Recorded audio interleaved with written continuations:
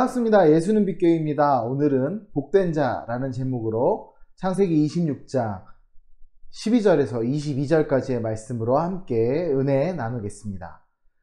창세기 26장 12절에서 22절 구약성경 말씀 함께 봅니다. 먼저 본문 말씀 보겠습니다. 이삭이 그 땅에서 농사하여 그의 100배나 얻었고 여호와께서 복주심으로 그 사람이 창대하고 왕성하여 마침내 거부가 되어 양과 소가 떼를 이루고 종이 심이 많으므로 블레셋 사람이 그를 시기하여 그 아버지 아브라함 때에 그 아버지의 종들이 판 모든 우물을 막고 흙으로 메었더라. 아비멜렉이 이삭에게 이르되 내가 우리보다 크게 강성한즉 우리를 떠나라. 이삭이 그곳을 떠나 그랄 골짜기에 장막을 치고 거기 거류하며 그 아버지 아브라함 때에 팠던 우물들을 다시 팠으니 이는 아브라함이 죽은 후에 블레셋 사람이 그 우물들을 메웠음이라. 이삭이 그 우물들의 이름을 그의 아버지가 부르던 이름으로 불렀더라. 이삭의 종들이 골짜기를 파서 샘 근원을 얻었더니 그랄 목자들이 이삭의 목자와 다투어 이르되 이 물은 우리 것이라 하매 이삭이 그 다툼으로 말미암아 그 우물 이름을 에색이라 하였으며 또 다른 우물을 팠더니 그들이 또 다툼으로 그 이름을 신나라 하였으며 이삭이 거기서 옮겨 다른 우물을 팠더니 그들이 다투지 아니하였으므로 그 이름을 르호봇이라 하여 이르되 이제는 여호와께서 우리를 위하여 넓게 하셨으니 이 땅에서 우리가 번성하리로다 하였더라. 아멘. 한국 사회는 복에 대해 굉장히 민감합니다. 예로부터 오복이라는 말이 한국에서 많이 쓰였지요. 서경, 홍보편 등에서 인생의 바람직한 조건으로 제시하는 수, 부, 강령, 유호도, 고종명 이렇게 5가지를 가르치는 것이죠. 곧 장수와 부요함, 건강, 덕을 끼치는 것, 깨끗한 죽음을 의미합니다. 한국의 기독교가 전파되며 이 복에 관한 연결점이 많아졌습니다. 물론 우리가 세상에서 이야기하는 복과 그리스도를 믿는 우리가 추구하는 복은 서로 비슷하지만 다릅니다. 우리가 예수님을 믿으면 복 받는 것이 장수의 축복, 또 부요함의 축복, 건강과 또 은혜를 끼치는 것, 덕을 끼치는 것, 또 천국에 가는 축복이 있는 것처럼 비슷하지만 조금 다른 의미로 우리는 복을 바라봅니다. 종교로서 기독교는 복의 종교가 맞습니다. 우리는 타 종교와 같이 복을 구하는 자가 아니라 이미 복을 받은 사람들입니다. 여러분은 복을 받으셨음을 믿으십니까? 아멘. 우리가 이미 받은 복, 우리가 함께 찾아보기 원합니다. 함께 본문 말씀으로 들어가 봅니다. 오늘 본문은 고대 가나안 땅에서 생존과 밀접한 관련이 있는 우물을 놓고 이삭과 블레셋 족속 간에 발생한 분쟁과 갈등을 이야기하고 있습니다. 다시 말해 이삭의 번영을 질투한 블레셋이 이삭이 판 우물을 메우고 탈취함으로 이삭을 괴롭힌 것입니다. 그렇지만 이삭은 그들에게 대항하지 않습니다. 충분히 싸움의 명분, 전쟁의 명분이 있음에도 불구하고 그는 끝까지 인내하지요. 그 인내와 믿음이 그에게 큰 복으로 돌아옵니다. 12절을 보면 이삭이 그 땅에 농사하였다고 기록합니다. 그 땅은 블레셋의 그랄 땅이지요. 이삭은 본래 목축업을 하는 사람이었습니다. 그런데 이삭은 블레셋 땅에서 목축과 함께 농사일도 함께하게 된 것이지요. 정착을 시작했다는 겁니다. 본래 목축을 하던 이삭이 농사일을 하게 되었다는 것은 원래 그의 전공 분야가 아닌 다른 것을 하였다는 것인데, 근데 놀라운 사실은 이삭은 하나님께 복을 받은 자로 수확이 100배나 되고 거기서 끝나지 않고 거부가 되었다는 것입니다. 우리가 기억할 것은 사람은 처음부터 하나님께 복을 받은 존재라는 것입니다. 창세기 1장 28절에서 이렇게 말씀하십니다. 하나님이 그들에게 복을 주시며 하나님이 그들에게 이르시되 생육하고 번성하여 땅에 충만하라. 땅을 정복하라. 바다의 물고기와 하늘의 새와 땅에 움직이는 모든 생물을 다스리라 하시니라. 아멘. 하나님이 주신 복, 생육하고 번성하며 땅에 충만한, 그리고 땅을 정복하고 모든 것을 다스리는 이 복, 우리에게는 태초에 창세기 1장 28절에서 알 수 있듯이 태초에 하나님이 사람을 창조하시고 복을 주셨다는 사실입니다. 그러나 우리가 잘 알듯이 첫사람 아담은 뱀의 유혹을 받고 아내와 함께 이 복을 거부한, 이 복을 잃어버리는 실수를 범합니다. 그것이 우리가 이야기하는 원죄입니다. 이 죄로 인해 인간은 죄된 모습으로 살아갈 수밖에 없지요. 뿐만 아니라 물론 우리가 살면서 짓는 많은 죄들로 인해 우리는 하나님의 구원, 예수 그리스도의 보혈의 은혜가 반드시 필요한 존재가 되었습니다. 그러나 하나님은 창세기 12장 1절에서 3절까지 말씀하시듯 아브라함을 불러 복을 주시고 이후 모든 자손에게도 복을 약속하셨습니다. 흉년에 양식을 찾던 겁많고 소심한 이삭이 100배의 수확을 얻어 거부가 된 것은 아브라함에게 약속하신 언약의 성취입니다. 이것은 아브라함의 후손으로 오실 예수 그리스도를 믿음으로 그분 안에 거하는 믿음의 후손에게도 동일하게 성취됩니다.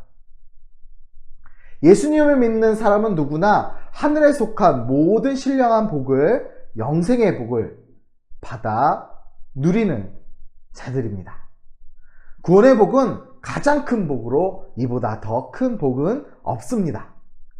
예수님을 주로 시인하면 우리는 이미 복을 받은 사람들입니다. 이미 복받은 자로서 살아가는 우리가 되기 원합니다. 이어서 14절부터 16절 하반절까지 이삭은 블레셋 땅에서 더욱 창대하고 왕성하여 거부가 되었지만 이를 블레셋 사람들이 시기하며 갈등이 일어납니다. 우물을 메우며 이삭에게 떠나라고 요구하지요. 이삭에게는 엄청난 시련이었습니다. 이미 큰 수확을 얻고 그 땅을 개간하였는데 블레셋 사람들의 핍박으로 그곳에서의 삶이 너무나 힘들게 된 것입니다. 생각해보면 힘들게 파놓은 우물과 잘 개간해놓은 땅을 놔두고 빈털터리로 떠나야 하는 일이 얼마나 괴로운 일이었을까요? 세상은 아직 악한 권세와 사탄의 지배를 받고 있습니다. 그렇기에 우리는 이미 하나님의 복을 받았지만 이 세상에 살고 있기에 우리가 가진 복을 위협하는 세력과 계속해서 싸워야 합니다. 이때 우리는 예수님이 제자들을 파송하시면서 뱀같이 지혜롭고 비둘기같이 순결하라는 마태복음 10장 16절의 말씀을 기억해야 합니다. 결국 이삭은 사람들의 시기를 받아 쫓겨나게 되었습니다. 이제 이삭은 그랄 골짜기여 그곳에 거주하며 다시 우물을 팝니다. 이와 같이 우리는 악을 악으로 갚지 말고 하나님을 믿으며 선을 행해야 합니다. 우물을 뺏으려는 자들에게 그 우물을 뺏기지 않으려고 저항하는 것이 아니라 그 우물을 전해줄 수 있는 믿음이 필요한 것이죠. 이삭이 당한 고난은 그리스도인이 된 우리가 세상의 권세와 사탄의 공격 속에서 필연적으로 고난을 당함을 보여줍니다. 에베소서 2장 1, 2절에 이렇게 말씀하십니다. 그는 허물과 죄로 죽었던 너희를 살리셨도다. 그때 너희는 그 가운데에서 행하여 이 세상 풍조를 따르고 공중권세 잡은 자를 따랐으니 곧 지금 불순종의 아들들 가운데서 역사하는 영이라. 이 말씀은 이 세상에서 사탄이 공중권세를 잡고 하나님의 백성된 우리를 박해한다는 말씀입니다. 세상의 악함은 우리의 복됨을 시기합니다.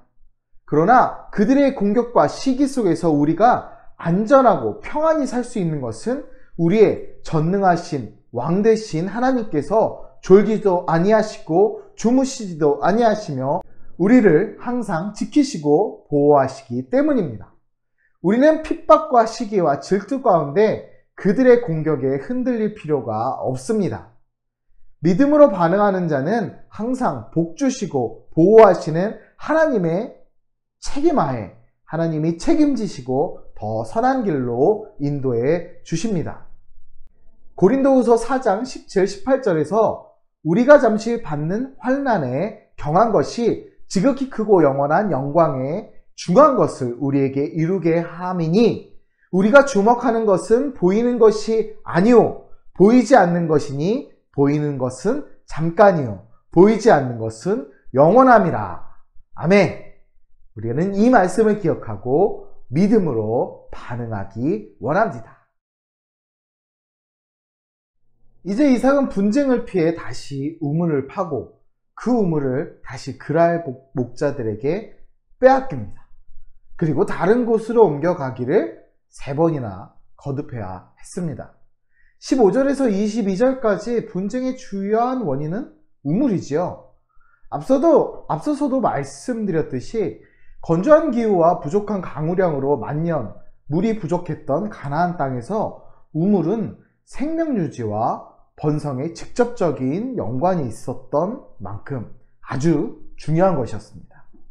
그러한 이유로 그랄 사람들은 이삭을 박해하는 가장 결정적인 방법으로 이삭의 우물을 메꾸었던 것이며 이삭 역시 필사적으로 다시 우물을 팠던 것입니다.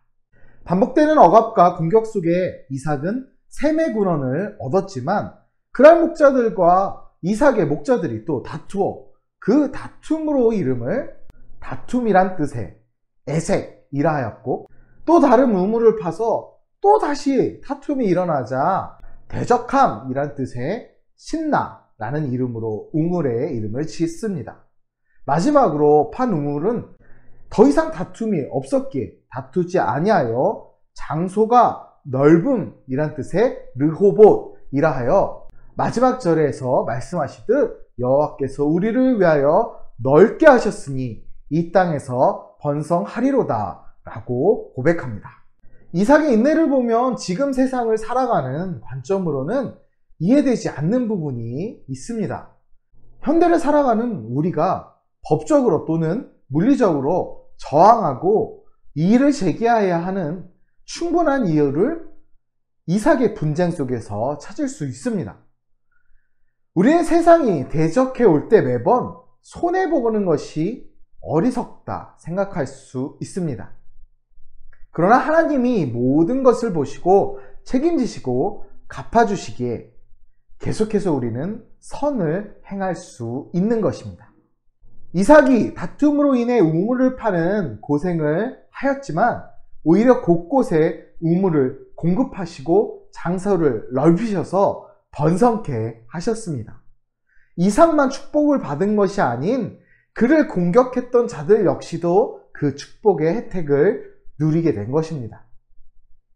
이런 것들이 당장 손해보는 것처럼 보이지만 하나님은 모든 것을 협력해 선을 이루게 하십니다. 하나님은 우리를 축복의 통로가 되도록 온 세상에 보내십니다. 세상이 어떻게 반응하든 하나님의 계획과 인도하심을 믿고 이삭이 우물을 파듯이 세상 곳곳에 예수 그리스도의 생명수를 공급하는 일을 우리는 할 수 있는 것입니다. 예루살렘 교회가 박해받아 흩어졌던 것처럼 우리는 흩어져 복음의 우물을 파는 하나님의 일꾼이 되어야 합니다. 우리는 세상에서 이 세상을 살아가는 동안 세상으로부터 부당한 박해와 시련을 당할 수 있습니다. 그것은 우리가 세상의 주인으로 살아가는 것이 아니라 나그네로서 이 세상을 살기 때문입니다. 우리는 잠시간의 이 세상을 머물다 가는 존재입니다. 우리는 하나님의 복을 받은 사람들입니다. 이 사실을 믿으십니까? 아멘! 우리는 복된 자입니다. 그렇게 역으로 하나님의 복을 받지 못한 자들은 우리를 두려워하고 박해하고 또한 넘어뜨리려 합니다. 그렇지만 우리는 복된 자로서 온유함과 겸손을 잃어서는 안 됩니다. 이삭이 자신의 우물을 빼앗겨도 오히려 저항이 아닌 새로운 우물을 찾아 그들에게도 이삭에게도 복되었던 것처럼 우리 역시 은혜와 복을 끼치는 사람이 되어야 합니다. 만약 세상에서 손해보는 일로 인해 그들과 똑같이 악을 악으로 갚는다면 우리는 하나님의 영광을 가릴 뿐입니다. 로마서 12장 21절의 말씀처럼 삽시다. 악에게 지지 말고 선으로 악을 이기라. 복된 자 된 우리는 선으로 악을 이기며 승리하는 은혜의 통로, 복의 통로가 되길 주님의 이름으로 축복하고 소원합니다. 감사합니다.